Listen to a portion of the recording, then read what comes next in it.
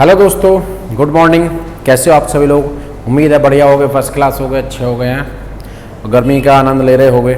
चलिए तो दोस्तों आइए शुरुआत करते हैं अपने टाइप 4 की प्रॉफिट एंड लॉस के एक और बेहतरीन अच्छे मज़ेदार कहानी और सवालों के साथ। ठीक है, आइए दोस्तों। तो दोस्तों इस सवाल से शुरुआत करेंगे, बहुत ही मात्र 5 सेकंड में सवाल करना सीख जाएंगे, मात्र 5। कैसे आ जाओ? कह रहा है किसी वस्तु को 524 में बेचने से उतना ही लाभ होता है जितना उसे 452 में बेचने से हानि होती है, तो उस वस्तु का क्रय मूल्य ज्ञात कीजिए। अब दोस्तों समझना, वो क्या कह रहा है कि अगर हम किसी भी वस्तु को, जैसे हमने खरीदी है, 524 रुपये में अगर बेचते हैं, कितने में बेचते हैं? 524 में। और एक बार हमने वो बेच दी, कितने में भाइयों? 452 रुपया में। कितने रुपया में? 452 रुपया में। अब क्वेश्चन क्या कह रहा है, ध्यान से थोड़ा सा अंडरस्टैंड करना कि भाई जितना प्रॉफिट हमें यहाँ हो रहा है, जितना भी प्रॉफिट यहाँ हो रहा है, सेम उतने ही रुपए की यहाँ हानि हो रही है। यानी कि लाभ और हानि आपस में क्या है? बराबर हैं। ठीक है, तो पूछ रहा है कि इस वस्तु का क्रय मूल्य क्या होगा। दोस्तों यहां से एक कॉन्सेप्ट समझना बहुत ध्यान से। ऐसा एक तरीका सिखाऊंगा कि उसमें आपको ये लगेगा भी नहीं कि हम यार कोई कॉन्सेप्ट भी सीख रहे हैं। मान लो ये ए है और ये बी है और ये सी है। अगर इसकी वैल्यू मान लो 4 है, इसकी वैल्यू 8 है और इसकी वैल्यू 6 है, तो जरा एक चीज यहां नोटिस करके देखो, ये इससे 2 कम है और ये इससे 2 ज्यादा है। बोलो, तो अगर मैं इस 4 को और इस 8 को जोड़ूं तो 8 और 4 जोड़ने के बाद 12 होते हैं, और 12 का आधा क्या ये नंबर है या नहीं?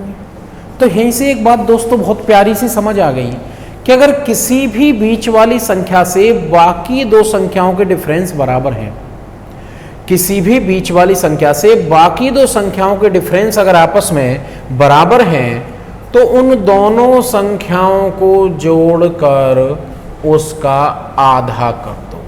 क्या करना है?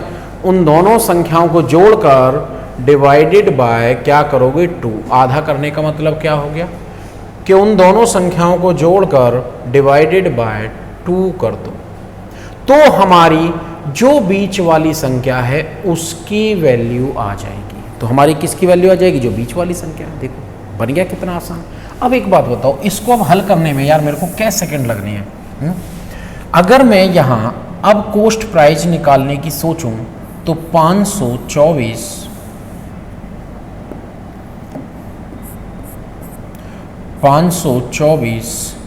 जमा 452 डिवाइडेड बाय 4 और 2 सभी को पता है 6 होते हैं, 5 और 2 सभी को पता है 7 होते हैं, और 5 और 4 सभी को पता है 9 होते हैं। तो 576 डिवाइडेड बाय 2 करता हूँ तो 5 2 चौक 8, 2 अट्ठे 16 और 2 अट्ठे 16, यानी कि उस वस्तु का सीपी कितना आएगा? 488 रुपया। कितना रुपया आएगा? 488। कैसा लगा? अच्छा है? आइए कॉपी करिएगा, फिर आगे बढ़ते हैं। तो अच्छा, लाभ और हानि में नहीं, कहीं भी अगर किसी भी बीच वाली, चाहे ये गधा हो, ये घोड़ा हो, ये कुत्ता हो, अगर बीच वाली संख्या का डिफरेंस ऊपर वाले से और नीचे वाले से, आगे वाले से और पीछे वाले से बराबर है, तो दोनों को जोड़ के आधा करेंगे तो बीच वाले की वैल्यू बड़े प्यार मोहब्बत से आ जाएगी, बड़े बेहतरीन तरीके से। आइए, कह रहा 425 में बेचने से उतना ही लाभ है जितना कि 355 में बेचने से हानि। यानी कि अगर मैं वस्तु को समझना दोस्तों, इसे 1 बोल देता हूं और इसे SP2। अगर मैं वस्तु को 425 में बेच रहा हूं तो कुछ प्रॉफिट हो रहा है, पर 355 में बेच रहा हूं तो कुछ नुकसान हो रहा है, और मुझे इस CP की वैल्यू निकालनी है। तो दोनों को जोड़ लेता हूँ, 5 और 5 10, 5 और 2 7 और 1 8, 5 4 और 3 7, 780। और 780 का आधा सबको मालूम है कितना होता है, 390, यानी कि 390 रुपये। कितना होगा मेरे भाइयों, 390 रुपये। तो देखो बेहतरीन तरीके से समझ आया होगा। चलिए कॉपी करिएगा, बढ़ते हैं अगले सवाल की तरफ। इसमें भी एग्जामिनर थोड़े बहुत बदलाव कर देता है, सीखेंगे उनको भी। आइए भाई बिल्कुल डायरेक्ट करेंगे। 996 में बेचने से प्राप्त लाभ 894 में बेचने से हानि के बराबर है। 996 प्लस 894 डिवाइडेड बाय कितना, 894 डिवाइडेड बाय 2, 6 और 4 10, 9 और 9 18 और 1 19, 9 और 8 17 और 1 18। 1890 डिवाइडेड बाय 2 करोगे तो 2 से 9, 2 से 4 और 2 से 5, यानी कि उस वस्तु का जो क्रय मूल्य आ गया मेरे भाइयों, वो उस क्रय मूल्य कितना आ गया मेरे भाई, 945 रुपये। तो आई थिंक सबको अच्छे समझ आया होगा, यानी कि उस वस्तु का क्रय मूल्य कितना हो गया, 945 रुपये। ठीक है, कॉपी करिएगा। तो अब आई थिंक क्लियर होगा, किसी भी नाम के हो, कुछ भी हो, अगर दो वस्तुओं की वैल्यू किसी बीच वाली वस्तु से एक ज़्यादा है और एक कम है, तो बीच वाली वैल्यू निकालने के लिए दोनों को जोड़कर उसका आधा कर सकते हैं। ठीक है, आइए अब इस पर होने वाले थोड़े बहुत बदलाव आपको सिखाता हूं, समझना। देखिए, किसी वस्तु को 50 रुपए में बेचने से होने वाली हानि की प्रतिशतता वही है जो उसे 70 में बेचने से होने वाले लाभ की प्रतिशतता है। तो उस वस्तु पर लाभ या हानि का परसेंट बताइए। अब नहीं पूछा, लाभ हानि का परसेंट पूछ लो। दूसरी एक और बात बोलिए दोस्तों, समझना बहुत प्यार से। ये SP1, ये SP2 कह रहा है 70 में बेचने से लाभ होता है और 50 में बेचने से हानि। पर कह रहा है जितना भी लाभ हो रहा है, जितना भी लाभ हो रहा है उसका परसेंट, जितनी भी हानि हो रही है उसके परसेंट के बराबर है। यानी कि इस बार लाभ और हानि किस में बराबर है, परसेंट में। जबकि हमने पढ़ा था कि जोड़कर आधा तब करते हैं जब दोनों की वैल्यू संख्याओं में बराबर हो। अब क्या करें भैया, तो देखो दोस्तों बहुत प्यार से समझना कि लाभ और हानि दोनों सीपी पर कैलकुलेट होते हैं।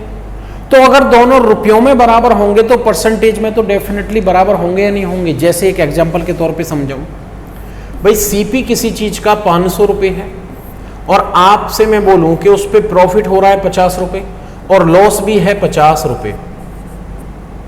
तो एक बात बताओ, इस 50 रुपये को जब मैं 500 पे कंपेयर करूंगा तो 500 का ये कितना परसेंट आएगा, 10%।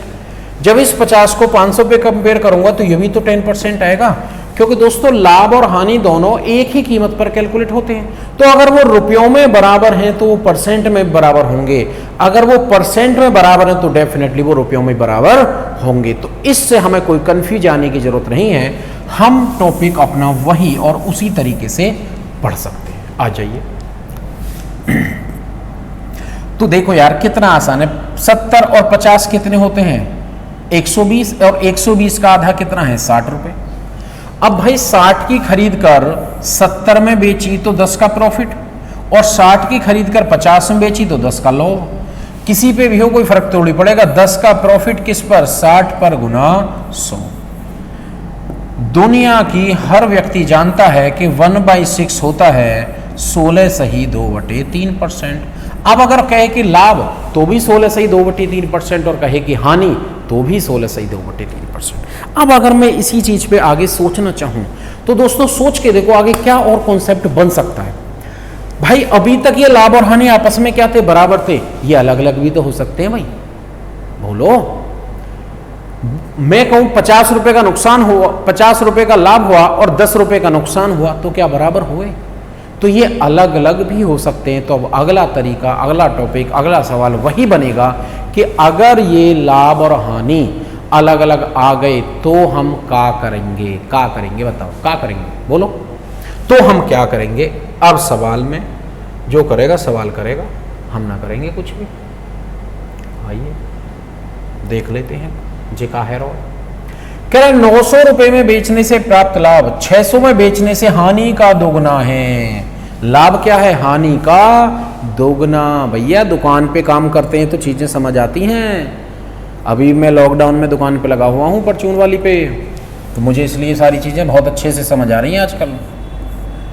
तो भाई इस बार समझना, कह रहा 900 रुपए में लाभ हुआ और 600 रुपए में बेची तो नुकसान हुआ।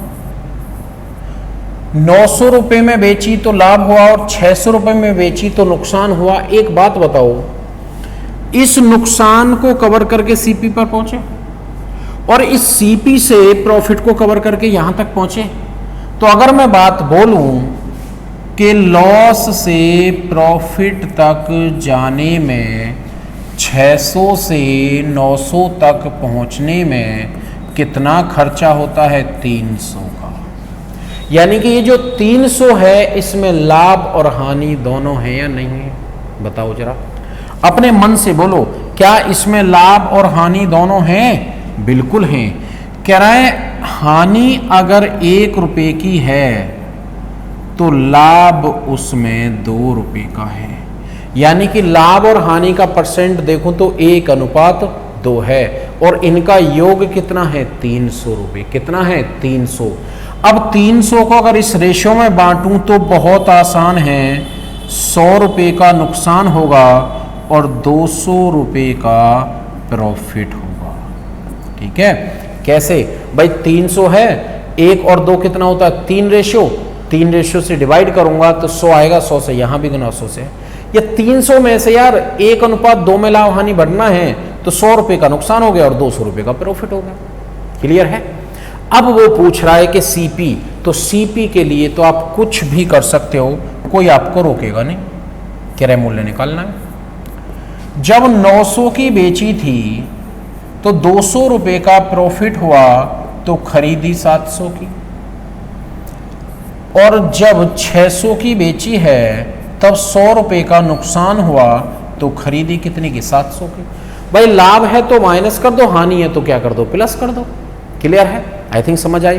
पर अब यहां से एक कॉन्सेप्ट बन गया दोस्तों, जिस कॉन्सेप्ट को आप भली भांति अच्छे तरीके से समझ सकते हो। और कॉन्सेप्ट क्या? ये रहा कि लाभ और हानि का जो योग है वो दोनों सेलिंग प्राइस का डिफरेंस है। इसको चाहूं तो कॉन्सेप्ट के रूप में भी लिख सकता हूं कि लाभ हानि का जो योग होगा भाई वो दोनों सेलिंग प्राइस का अंतर होगा। बस यही काम करना है कि उस लाभ और हानि जो इकट्ठा आपको मिलेगा उसे अलग अलग कर देना। उस लाभ और हानि को अगर आप अलग अलग कर पाओगे तो फिर सवाल में कुछ नहीं है। सवाल की मेन नब्ज को पकड़ा करो। जैसे तुम्हारे घर परिवार वाले तुम्हारी कोई बात पता लग जाए है ना, उसे पकड़ लेते हैं और उस बात पे फिर ब्लैकमेल करते हैं, भाई बहन यार दोस्त सब, है ना। तो वही नब्ज पकड़ो सवाल की, कि सवाल की कमजोरी कहाँ है। अगर तुम सवाल की कमजोरी बना गए, कमजोरी पकड़ गए, तो दुनिया में कोई ऐसी ताकत नहीं है कि सवाल कोई भी तुमसे ऊपर निकल जाए। क्योंकि जिसको कमजोरी पता होती है ना, वो जीवन भर गुलामी करता है, और वैसे ही सवाल तुम्हारी जीवन भर गुलामी करेंगे। समझ पा रहे हो इस बात को? आ जाइए अगला सवाल। अब देखो, अगर मैं चीजों को डायरेक्ट करूं तो ज्यादा अच्छा नहीं है? बोलो अच्छा है या नहीं है? कह रहा है 1500 में बेचने से लाभ, 750 में बेचने से हानि का दोगुना है। यानी हानि 1 है तो लाभ कितना होगा? 2। हानि 1 है तो लाभ कितना होगा? 2। अब दोनों का जो अंतर है वो कितना है? 750। तो इसका मतलब इस 750 रुपये में लाभ भी है और हानि भी है। अब 750 को मैं इसमें बांट के दिखा रहा हूँ अभी। 2 और 1 कितने होते हैं? 3 रेशो। 2 और 1 कितने होते हैं? 3 रेशो। अब 3 रेशो से जब मैं इसको डिवाइड करूंगा तो दोस्तों ये 250 आएगा, 250। अब 250 से अगर मैं यहाँ गुना करूँ तो ये 500 बनेगा, और 250 से अगर मैं यहाँ गुना करूँ तो ये 250 बनेगा। ठीक है, multiply by 250 and multiply by 250। ठीक है, यानी कि मुझे 500 रुपये का प्रॉफिट हुआ और 250 रुपये का नुकसान हुआ। कितने का प्रॉफिट हुआ है? 500 रुपये का। नुकसान कितने का है? 250 रुपये का। अब मेरे को अगर कॉस्ट प्राइस तक जाना है तो किसी से भी जा सकता हूँ मैं, कोई रोकने वाला नहीं है। 1500 में बेचा और 500 का प्रॉफिट, 1500 में बेचा और 500 का प्रॉफिट, तो खरीदा कितने का? 1000 का। दूसरे से जाऊं तो 750 में बेचा और 250 का नुकसान, तो भी कितने का खरीदा? तो भी 1000 का। क्लियर है सभी को? तो मेन पॉइंट क्या है कि टोटल जो लाभ हानि है वो पता करना और फिर उसे अलग हिस्सों में बांट देना। बात करूं तो रेशियो चैप्टर का रोल प्ले हो रहा है इसके अंदर। ठीक है, चलिए कॉपी करिएगा, फिर आगे बढ़ते। 10 सेकंड का समय देता हूं।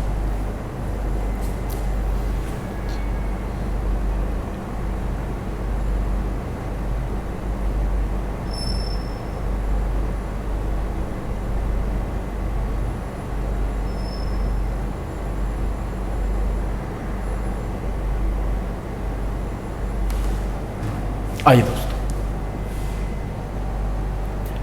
अब इसको आप खुद करो फटाफट से। 4500 में बेचने से प्राप्त लाभ 2500 में बेचने से हानि का 3 गुना है, यानी कि प्रॉफिट और लॉस 3:1 में है। 4500 में से 2500 घटाऊंगा तो कितना आ रहा है दोस्तों? 2000। 2000 को 2 और 1 रेशियो कितना होता है? 3 और 1 4। 4 से अगर आप इसको डिवाइड करते हो तो 4 20 होते 500। 500 से यहाँ गुना करोगे तो ये 1500 आएगा और 500 से यहाँ करोगे तो 500 आएगा। सीपी अब निकाल दो। 2500 की बेची और 500 का नुकसान हुआ तो खरीदी कितने की थी? 3000 की। खरीदी कितने की थी? 3000। बताओ कैसे सेकंड लग पाए सवाल हल करने में? अगर तरीके से हम सारी चीज़ों को समझ के चलेंगे, पढ़ के चलेंगे, तो कोई भी सवाल मुश्किल नहीं है, बशर्ते दृढ़ संकल्प होना चाहिए, समझ आनी चाहिए चीज़ों को। चलिए दोस्तों, एक और प्रकार के थोड़े से यहाँ विविध क्वेश्चंस में लेके चल रहा हूँ सबको मिक्सअप करके। और देखो ये क्या है, ये कुछ नहीं है, ये किसी की दुकान पे कोई काम हुआ होगा, उसने ऐसे बोल दिया। क्या कह रहा है देखो, कह रहा है एक व्यक्ति ने अपनी घड़ी 75 रुपये में बेची और उसे लागत मूल्य के बराबर लाभ % मिला। भाई हुआ क्या? कुछ नहीं हुआ कि अगर मान लो कोई चीज़ 50 रुपये की है और आपको प्रॉफिट भी हो गया 50%, तो अब यही तो बोलोगे कि यार क्रय मूल्य के बराबर बचा लिया मैंने। तो अगर कोई चीज़ 100 रुपये की है और आपको लाभ भी हो गया 100%, तो क्रय मूल्य के बराबर % मिल रहा है, नहीं मिल रहा है? तो कोई घड़ी बिकी होगी, वो जितने उसका सीपी था उतने ही आपने प्रॉफिट कमा लिया % में, और आपने बोल दिया कि मेरा जो लाभ है भैया क्रय मूल्य के % के बराबर है।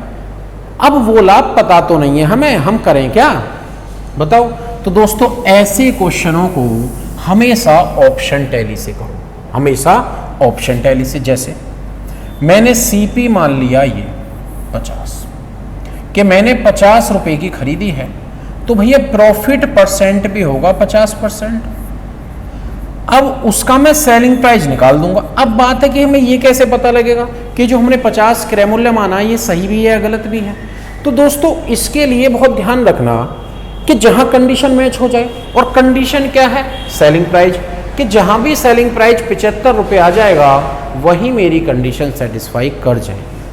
तो दोस्तों देखो, मैंने 50 रुपये मेरा सीपी है, 50 के प्रॉफिट पर बेचूंगा तो 150% पर बेचूंगा, 150% को फ्रैक्शन बनाऊंगा, डिवाइडेड बाय 100 करूंगा और कैलकुलेट करूंगा। तो दोस्तों 2 जीरो से 2 जीरो कट गए और 15 गुना 5 होगा, तो दोस्तों किसके बराबर आ गया? 75। 15 गुना 5 करूंगा तो किसके बराबर आ गया है?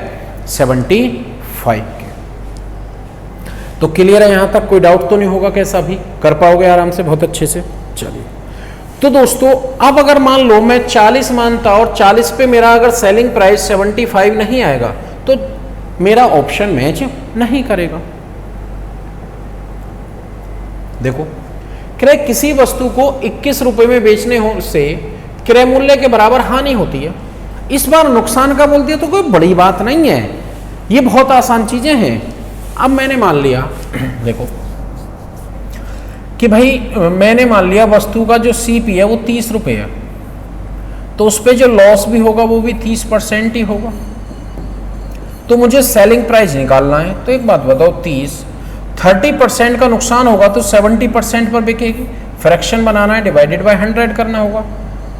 कैलकुलेट करेंगे 2 जीरो से, 2 जीरो हमारे कैंसिल आउट हो गए। 7 या 21, 21 आ रहा है, मैच हो रहा है, क्लियर है। अब देखो 70 पे मुझे करने की जरूरत नहीं पड़ेगी।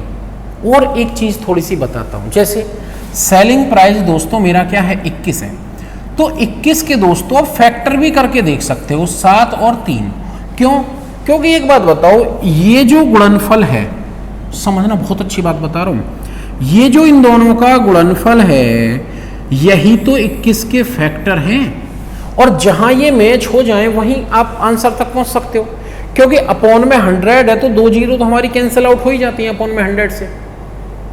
तो इसलिए आप संख्या के फैक्टर करके भी अंदाजा लगा सकते हो, पर इस अंदाजे को 100% नहीं कह सकते हम लोग, सिर्फ अंदाजा लगाया जा सकता है। क्लियर है, बात समझ आई होगी। तो कोशिश करना कि फैक्टर भी करो। हालांकि देखो एग्जाम में ये बराबर वाला क्वेश्चन आ चुका है जहां ये बराबर होती है। भाई एक बात बताओ, बराबर से ज्यादा हो गई तो कौन से खाएगा? अब इसके लिए तो मैं तुम्हें ट्रिक पढ़ा दूं कोई, अगर बराबर से ज्यादा हुई तो क्या करोगे? तो इसलिए रास्ता वो अपनाओ कि उस रास्ते पर चल के हर सवाल हल हो जाए, यानी कि उस रास्ते से चलो जिससे किसी और के भी घर में घुस सको। ऐसा रास्ता कोई मत चुनो कि अपने ही घर में जाना पड़े, यानी कि ऐसा रास्ता कोई नहीं मत करो कभी भी कि जो सवाल आए हैं एग्जाम में वही हल हो पाए, जो किताबों में छपे हैं वही हल हो पाए। रास्ता ऐसा अपनाओ एग्जाम के लिए, क्वेश्चनों के लिए, कॉन्सेप्ट के लिए, कि उसके जैसे जो मर्जी कॉन्सेप्ट पे बदलाव हो और हर जगह प्रभु की कृपा से वो चलता रहे। समझ रहे हो बात को? जैसे आओ देखो आएगा बदलाव कहीं ना कहीं। कह रहा है एक घड़ी 168 में बेची गई और लागत मूल्य से दुगना लाभ % हुआ। आगे केस बने नहीं है ऐसे क्वेश्चन। अब भैया एक बात बताओ, अगर ऐसे क्वेश्चन बने नहीं है तो क्या आएंगे? नहीं आएंगे तो जरूर। तो देखो सीपी मान लिया मैंने 70 रुपए, अब यहां प्रॉफिट कितने का होगा? इसका डबल, यानी कि 140%। और अब जब मैं सेलिंग प्राइस निकालूंगा तो 70, 140% का अगर प्रॉफिट है, 140% का अगर प्रॉफिट है तो बिकेगी कितने में? 240% पर। कितने की भाई? बिकेगी कितने की? 240% की। तो अगर मैं यहां 240% की वैल्यू निकालता हूं, अगेन नोटिस करना भाइयों, बहुत जरूरी बात, कि 2 जीरो से 2 जीरो कट गए, और अगर मैं 24 गुना 7 करता हूं तो 168 आएगा। अगेन वही बात आई, बोलो वही बात आ रही है नहीं आ रही है? अब एक बात देखो जरा, जब मैं 168 है और 168 के फैक्टर करूं, चलो फैक्टर में ऑप्शन भी यूज कराता हूं। भाई ये 70 है तो 70 का मतलब यहां 7 तो रहेगा फैक्टर में, दूसरा और निकाल दो, 7 से भाग लगा दो, 7 दूनी 14, 7 चौक 28, कितना आ गया? 24। अब अगर मैं इसमें 1 जीरो और इसमें भी 1 जीरो लगाऊं तो बात वही आ गई नहीं आ गई? क्योंकि जब 70 पे बिकेगी, सॉरी 70 सीपी है तो 140 का प्रॉफिट, और 140 का प्रॉफिट है तो एसपी कितना हो गया? 240, क्योंकि उसमें 100 ऐड होता है। तो अगेन वही बात आई। तो आप चाहो तो इन फैक्टर से भी बहुत आसानी से आंसर जा सकते हो, पर अगेन याद रखना दोस्तों, फैक्टर वही बच्चा यूज करना जिसकी कैलकुलेशन, कमांड, कॉन्सेप्ट बहुत अच्छे।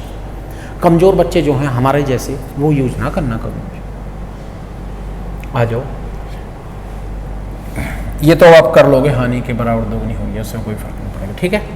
तो अगर ऐसे कभी भी क्वेश्चन बनते हैं तो आप उन्हें अपने लेवल पे बड़े प्यार से, बड़ी मोहब्बत के साथ में हल कर सकते हो, ठीक है। एक और मिसलेनियस क्वेश्चन में से उठाता हूं, देखो बहुत अच्छा सवाल है, बहुत अच्छा। देखो सवाल अच्छा कैसे, थोड़ा काल्पनिक सवाल भी, इमेजिनरी, जैसे हमारे जीवन की हकीकत तो क्या है और सोचते हम क्या, जैसे कमरे में बैठे तो होता क्या है कि रात को ऐसा जीवन हो यार, रात को हम सोए, सुबह 10 बजे उठे, उठ के फिर ड्राइवर से बोला गाड़ी निकालो, पहले तो वो मंगाया, नौकर से बोला जूस भाई ला, ऑमलेट ला, बटर ला, मक्खन लाए, और बड़े बेहतरीन तरीके से सारी चीज़ों को बनाया, मिक्सअप करके फिर हम नाश्ता कर रहे हैं, फिर गाड़ी निकालने को, और जबकि पता चला हकीकत क्या है कि सुबह उठे मम्मी ने 2 दिए कान के नीचे खींच के चप्पल से, है नाश्ता वास्ता तो भाड़ में जाके, कुत्ते उठ और पानी भर के लेके आ जल्दी से, है। तो क्या होता है, हकीकत कुछ और है हमारे जीवन की और हम कल्पना किसी और चीज़ की करते रहते हैं, ख्वाबों में खोए रहते हैं, है ना। वही सवाल है, हकीकत कुछ और है सवाल की और कल्पना इमेजिनरी कुछ और कर रहा है कि यार कहीं ऐसा हो जाता तो क्या होता, कहीं ऐसा हो जाता तो क्या होता, होता नहीं मेरे जीवन में ये होती तो कितना अच्छा होता, वो होती तो कितना अच्छा होता, और कोई होती तो कितना अच्छा होता है। हकीकत क्या है वो पता ही आपको। आ जाओ, एक व्यक्ति ने एक वस्तु खरीद कर 5% लाभ पर बेची, कह रहा है यदि इसे मैं 5% कम पर खरीद लेता, देखो क्या कर रहा है, इमेजिन कर रहा है कि यदि भैया 5% कम में मिल जाती मोल और 1 रुपया कम में, चलो भाई किसी को मुझे बेचने, गरीब गुरबा को 1 रुपया कम में बेच देता तो भी भैया 10% का प्रॉफिट कमा लेता, तो भी मुझे प्रॉफिट होता। क्या है, कल्पना ही तो कर रहा है, हुआ नहीं है, हुआ ये है कि उठाया और 5% का प्रॉफिट हुआ है, बस बात खत्म हो गई। अब ये सारी उसकी कल्पना है कि 1 रुपया कम में बेच देता तो भी मुझे 10% का प्रॉफिट, यानी कि पहले वाले से ज्यादा प्रॉफिट हो जाता। तो ये क्या है, इमेजिनरी है, काल्पनिक है, और काल्पनिक चीजों पे कभी विश्वास ना करे करते भैया, ध्यान रखिए। और देखो एक लाइन पे शो करूंगा इसको बहुत अच्छे से और आप भी बहुत अच्छे से फिर उस लाइन को समझना। देखो दोस्तों कैसे, देखो मैंने मान लिया कि उस वस्तु का जो सीपी है वो 100 रुपये है। कितना है, 100 रुपये। 5% के लाभ पर बेची गई। कितने के लाभ पे बेची जा रही दोस्तों, 5%।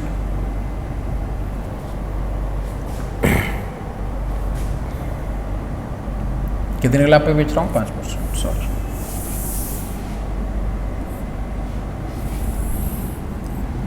मैंने मान लिया उसका जो सीपी है दोस्तों 100 रुपये और 5% के लाभ पर बेच रहा हूं, तो मेरा सेलिंग प्राइस कितना आएगा, 95। ठीक है, कितना सेलिंग प्राइस आ रहा है, 95। समझना, 100 रुपये की खरीदी और यहां उठा के आके बेच दी। अब कल्पना क्या है, क्या 5% कम में खरीद लेता, यानी कि दूसरा सीपी, इसको सीपी इमेजिनरी आई बोल देते हैं, आई का मतलब इमेजिनरी। 5% कम में खरीदता तो 100 से 5% कम में खरीदता तो कितने में खरीदता दोस्तों, 95, सॉरी ये 105 आएगा भाई। और कह रहा है कि 1 रुपये कम में बेचता तब भी मुझे 10% का लाभ होता, यानी कि 95 की खरीदने के बाद भी मुझे 10% का क्या हो रहा है, प्रॉफिट। अब यहां मैं थोड़ा सा इसको कैलकुलेट कराऊंगा आपको। 95 में खरीद कर 10% का प्रॉफिट है तो 110 में बेचेगा, 110/100। अब इसको अगर हम कैलकुलेट करेंगे तो दोस्तों ये आएगा 104.5, 104.5। यहां मान लेता हूं ये 105 की बिक्री थी, ठीक है।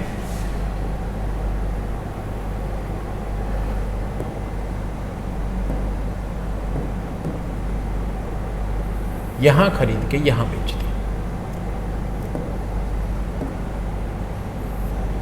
अब देखो जब 95 में खरीदी है और बेच रहा है उसे कितने की, 104.5। तो 95 की खरीद कर अगर 104.5 की बेची है तो ये आ गया। अब क्या है, वो ही कह रहा है कि भैया अगर मैं 1 रुपया कम में बेचता तो ये 1 रुपया क्या है, ये 1 रुपया है हमारे दोनों सेलिंग प्राइस का डिफरेंस। क्या, दोनों सेलिंग प्राइस का डिफरेंस। तो एक बात बताओ, यहां मेरे दोनों सेलिंग प्राइस का डिफरेंस कितना है, 0.5 आ गया रेशो। भाई 1 रुपया दोनों सेलिंग प्राइस का डिफरेंस है तो याद करो परसेंटेज प्रॉफिट लॉस में सब क्या सिखा रखा है कि भाई जो वैल्यू रुपयों में दी जाए रेशो या परसेंटेज से वही डाटा निकालने की कोशिश करो। तो 1 रुपया दोनों सेलिंग प्राइस का डिफरेंस है, मेरे दोनों सेलिंग प्राइस वास्तविकता ये है और ओरिजिनल ये कितने का गैप आ रहा है, 0.5 का। तो इसको मैं 0.5 से डिवाइड करूंगा और सीपी पूछा है तो सीपी होता है 100, इसलिए 100 से मल्टीप्लाई करूंगा। कैलकुलेट करूंगा तो ये 200 रुपये आ जाएगा। कैलकुलेट करूंगा तो दोस्तों कितना आ जाएगा, 200 रुपये। तो तो देखो एक लाइन पे हमने शो करा, यानी कि यहाँ 2 सीपी हैं और 2 एसपी हैं। एक सीपी और एक एसपी क्या है वास्तविक, और एक सीपी और एक एसपी क्या है काल्पनिक। हमें दोनों ही निकालने हैं, और रुपयों में जो ये वैल्यू दी जाएगी ये हमेशा दोनों सेलिंग प्राइस का डिफरेंस है, बस रेशियो में डिफरेंस से डिवाइड और जो पूछे उससे मल्टीप्लाई। कितना आसान सवाल बनेगा, उतारिए फटाफट से, कॉपी करिएगा। चलो, तो आई थिंक यहां तक बहुत अच्छे से क्लियर होगा। थोड़े से मुश्किल सवाल हैं ये, थोड़ी सी कैलकुलेटिव है, थोड़ा सा समझना पड़ेगा, फिर भी हम बहुत आसानी से करेंगे। आ जाओ, अगेन एक लाइन बनाते हैं।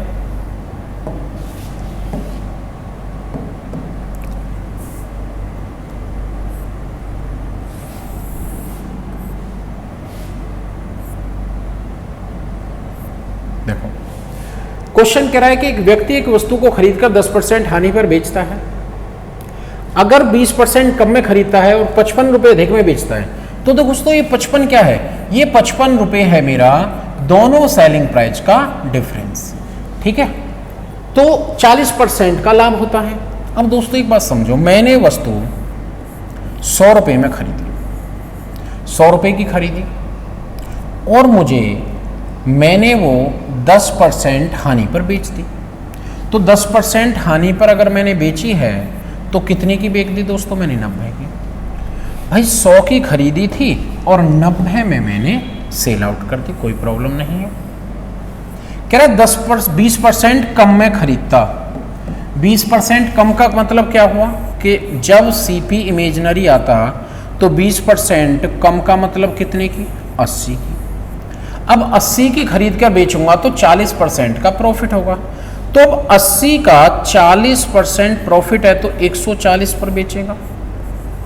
2 जीरो से 2 जीरो कट गए, यानी कि कितने में बेचेगा, 112 में।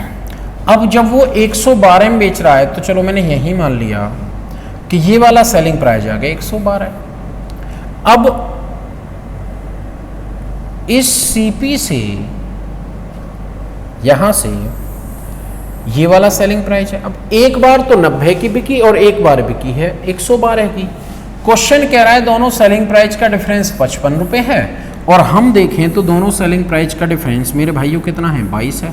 तो इसलिए 22 रेशियो से डिवाइड लगाऊंगा, और क्रय मूल्य चाहिए तो मल्टीप्लाई बाय 100। कैलकुलेट करना है सिर्फ, और कुछ हमें समझना ही नहीं है। 11 से 22 2 होता है, और 11 से 5 होता है, और 2 से 50 होता है। यानी कि उस वस्तु का जो क्रय मूल्य आ गया मेरे भाइयों, वो कितना आ गया, 250। उस वस्तु का जो क्रय मूल्य आया वो कितना आया है, 250। ठीक है, तो आई थिंक सबको क्लियर होगा। चलिए कॉपी करिएगा, फिर बढ़ते हैं आगे की तरफ।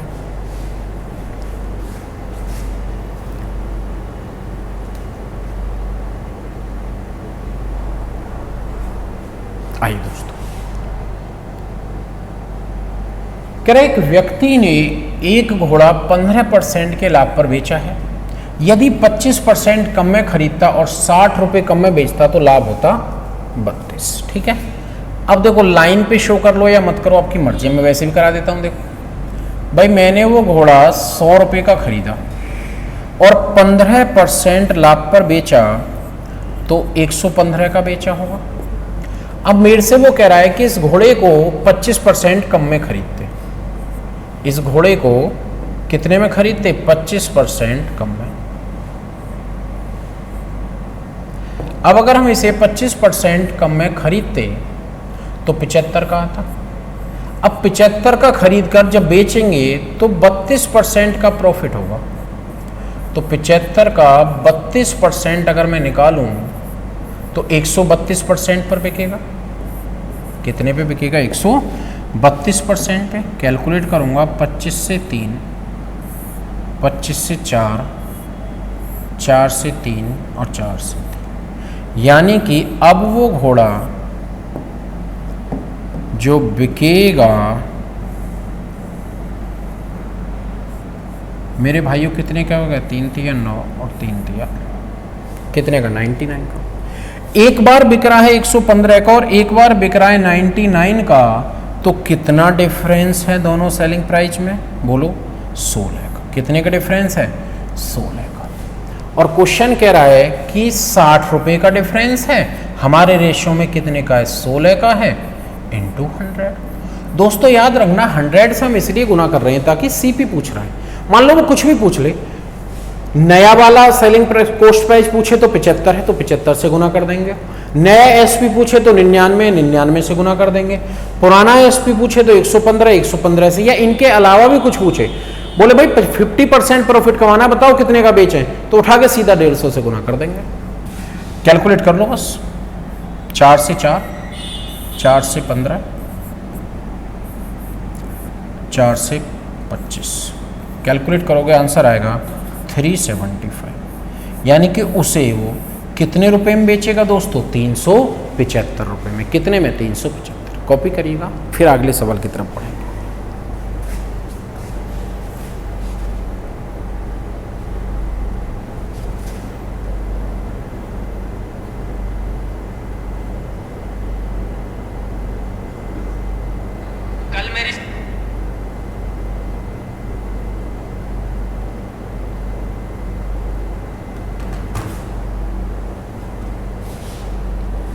चले दोस्तों,